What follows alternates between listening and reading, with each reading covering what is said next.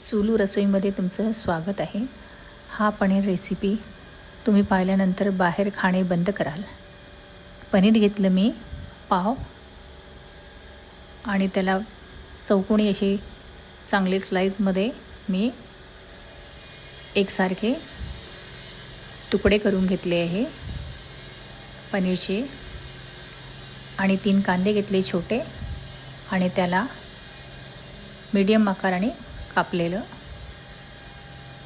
आणि एक टोमॅटो घेतला, तोही मीडियम आकाराचा मी असा कापलेला। आणि कोथिंबीरच्या दांड्या घेतल्या, ते दांड्या ह्या टेस्टी राहतात, पण तेही कापून मी घेतलेले। आणि 4 कमी तिखटाच्या मिरची घेतली, तेही मी कापून घेतले। आता पॅनमध्ये काजू घातले थोडे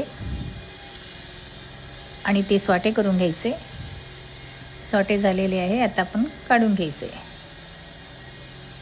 आणि त्यामध्ये कांदा घालायचा, तोही व्यवस्थित सॉटे करून घ्यायचा। सॉटे केलं की तेही काढून घ्यायचं। टमाटरही सॉटे करून घ्यायचं आणि तेही व्यवस्थित सॉटे झाले की पाणी पूर्ण निघाल्यानंतर ते कसं मिक्स नरम पडतं तसं सॉटे करून घ्यायचं। आणि पनीरही आपण फ्राय करून घेतलेलं आहे। आता कांदा आणि टोमॅटो टाकलेला आणि मी त्यामध्ये लसूणही टाकलेलं, तेही मी तळून टाकलेलं लसूण। आणि त्यामध्ये कोथिंबीरच्या दांड्या आणि मिरच्याही टाकल्या आणि त्याची पेस्ट केली।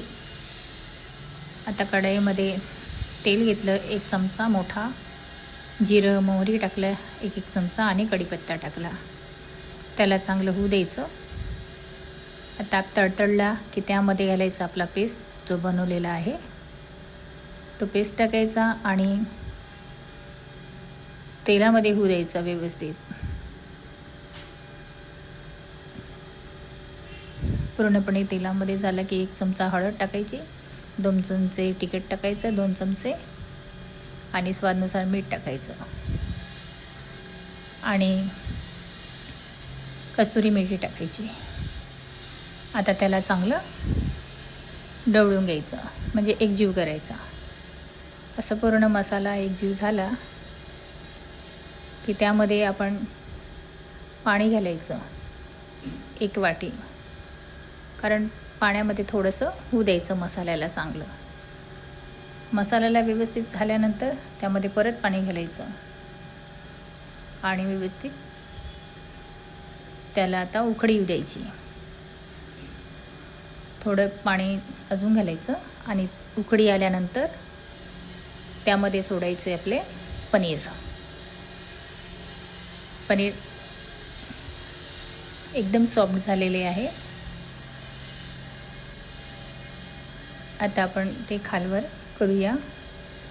आता 10 मिनिटासाठी झाकून ठेवायचं। बघा पनीरची भाजी किती छान झालेली आहे आपली पनीरची भाजी। त्यामध्ये क्रीम टाकली आणि बघा आता कलरही छान आला आणि सुगंधही मस्त आला। तुम्ही माझ्या चॅनलला लाईक आणि सबस्क्राईब नक्की करा। अशाच रेसिपी मी घेऊन येणार नवीन कोथिंबीर घालायची आणि आता आपला सर्व करायचं।